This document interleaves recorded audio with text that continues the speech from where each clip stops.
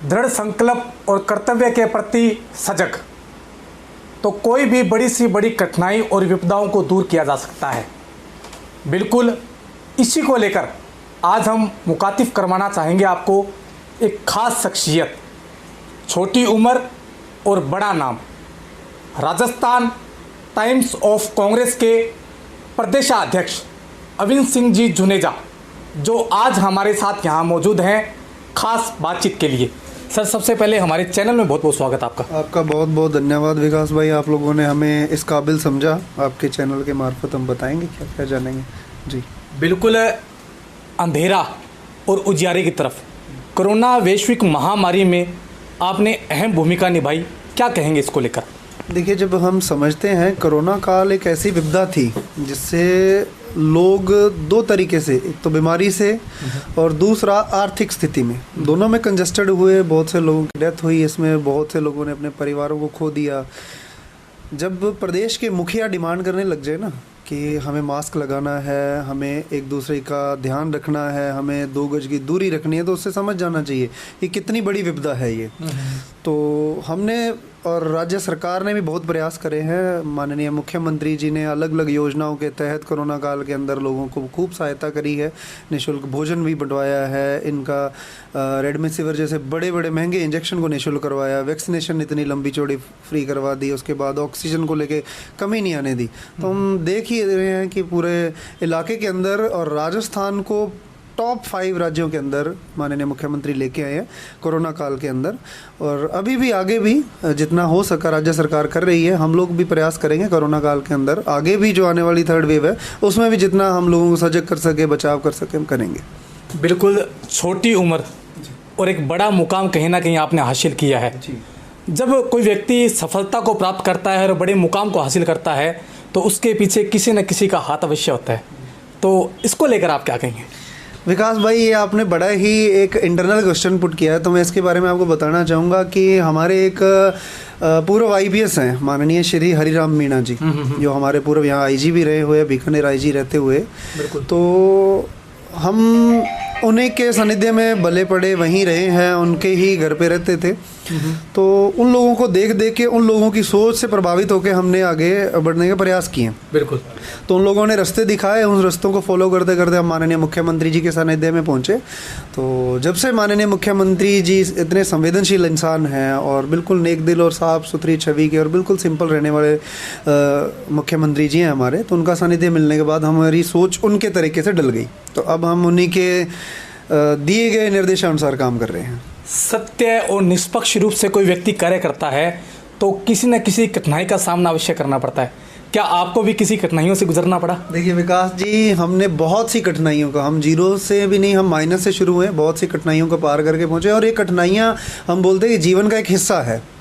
इस पड़ाव तक पहुंचना ये कोई बड़ी बात नहीं है, हर कोई पहुंच सकता है, पर ये कठिनाइयों का सामना करना हर व्यक्ति के लिए ज़रूरी है। इन कठिनाइयों को पार करने से हमें सफलता का मज़ा भी आता है। तो बहुत सी कठिनाइयां हैं ऐसी, बाद में कभी हम आपको इसको भी ब्रीफ करेंगे। बहुत सी चीज़ें देख के आज भी हम इन कठिनाइयों को कभी ना कभी झेल रखते हैं और झेलते भी आ रहे हैं, और ये ऐसा हिस्सा है जिसे झेलना भी है। तो यही बताएँगे हम आपको। बिल्कुल, अनूठी पहल और एक सामाजिक सरोकार, मानवता का कहीं ना कहीं आपके द्वारा परिचय दिया गया। एक गड़साना इलाके से एक पोस्ट वायरल होती है सुनील पहावा के नाम से, और वो अपने इलाज के लिए गुहार लगाता है। वो पोस्ट कहीं ना कहीं आपके पास पहुंचती है और तुरंत उसका इलाज शुरू हो जाता है। ऐसी मानवता और ऐसा ध्येय कैसे आपके अंदर आता है? देखिए, क्या होता है कि अगर कोई एक्सपेक्टेशन से, अगर सोशल मीडिया पे उन्होंने गुहार लगाई, वो रॉकी पावा जी, सुनील पावा जी जिनका नाम है, सोशल मीडिया के मार्फत उन्होंने गुहार लगाई थी फाइनेंशियल सपोर्ट के लिए।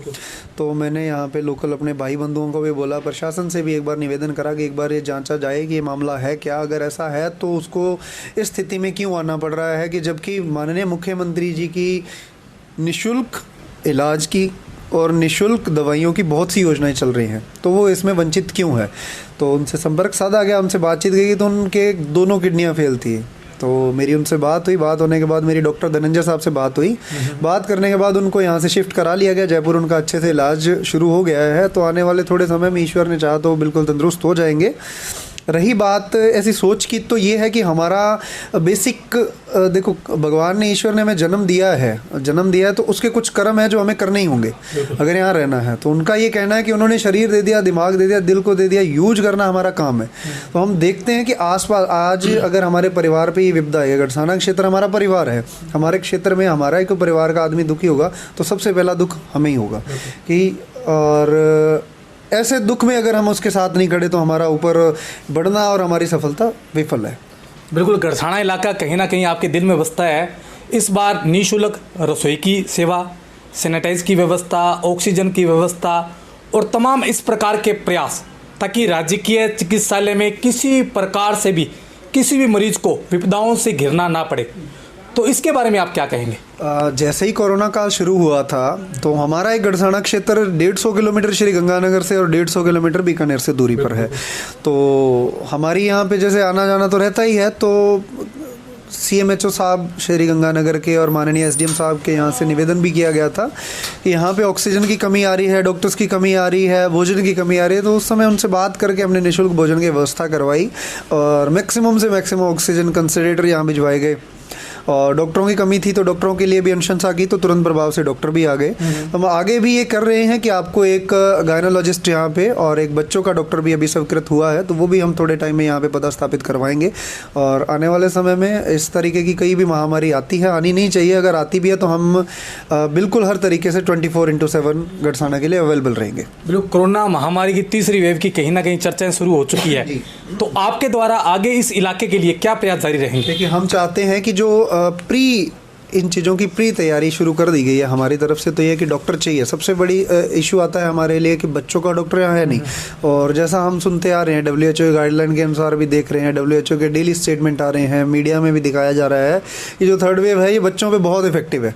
तो उसी को देखते हुए बच्चों के ऊपर ज़्यादा संक्रमण इसका ना फैले, उसके लिए हमने छोटे छोटे जो ऑक्सीजन मास्क है या उन बच्चों के लिए जो भी पर्याप्त दवाइयाँ इसमें यूजेस होंगी जो WHO निर्धारित करेगा, उन लोगों की और डॉक्टरों की हम पूर्ति यहाँ पे करवाएंगे। और आने वाले समय में पूरी सहायता की जाएगी और हमारे हॉस्पिटल को नहीं, पूरे इलाके को बच्चों की तरह संभाला जाएगा। बिल्कुल, तमाम हमारे जो दर्शक देख रहे हैं, तमाम लोगों से आपके द्वारा, क्योंकि आज एक बड़े ओहदे पर आप विराजमान हो, क्या संदेश देना चाहेंगे? हम यही चाहते हैं कि आप लोग भी मानवतावादी रहें, आसपास के लोगों को आर्थिक और कोरोना के अंदर जो महामारी फैल रही है उसके अंदर जिस तरीके की परेशानी आ रही है उन लोगों को आप लोग संभालेंगे तो हमारा क्षेत्र इन चीज़ों से लड़ेगा भी और जीतेगा भी।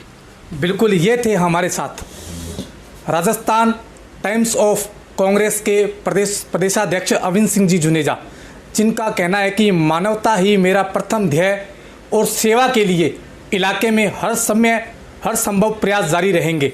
मैं मेरे सहयोगी राकेश के साथ विकास पारिक, DPK न्यूज़, गढ़साना।